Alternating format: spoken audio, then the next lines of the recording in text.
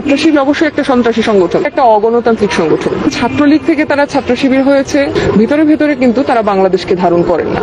এই সংগঠনকে সামনে আনার কোনো প্রয়োজনই নেই, বরং তাদেরকে নিষিদ্ধ করারই প্রয়োজন।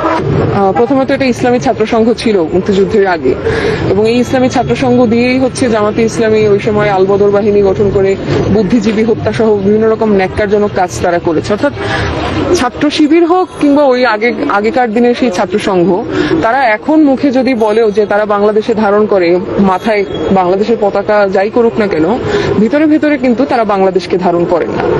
প্রথমত বিষয়টা হচ্ছে এইটা। না হলে আপনারা দেখবেন যে 5 আগস্টের পর থেকে একটা প্রচারণা, দ্বিতীয় স্বাধীনতা, তারপরে জাতীয় সঙ্গীত, তারপর এই জাতীয় পতাকা নিয়েও বিভিন্ন রকম ডিবেট উঠেছে। এই ডিবেটগুলো কারা ওঠায়? এই ধরনের আন্ডারগ্রাউন্ড পলিটিক্সের যে দলগুলো।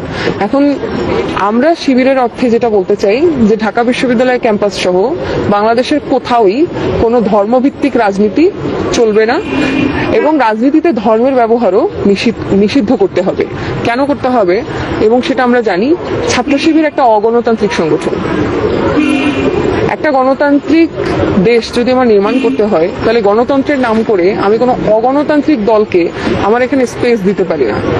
প্রথমত ছাত্র শিবিরের যে গঠন কাঠামো, সেটা পুরোটাই অগণতান্ত্রিক একটা গঠন কাঠামো, এবং এখানে একটা বিষয়ে আবদ্ধ থেকে সেই বিষয়টাকে এখানে চাপিয়ে দেওয়ার একটা মনোবৃত্তি কিন্তু তাদের ভিতরে আছে। এখন ছাত্রলীগ থেকে তারা ছাত্র শিবির হয়েছে, সেটা তাদের সাংগঠনিক আমি যদি বলি স্ট্র্যাটেজি। ছাত্রলীগের যে শিবির থাকবে না, সেটা অসম্ভব কোনো বিষয় না, অবশ্যই শিবির থাকবে, এবং সময় সুযোগ বুঝে শিবির আত্মপ্রকাশ করবে। এবং আপনি দেখবেন যে এই যে ছাত্র রাজনীতি বিরোধী যে কথাবার্তা যেটা চলছে, সেটা করলে কার লাভ? এই ধরনের আন্ডারগ্রাউন্ড পলিটিক্স করা, এই ধরনের মৌলবাদী সংগঠন করা, এই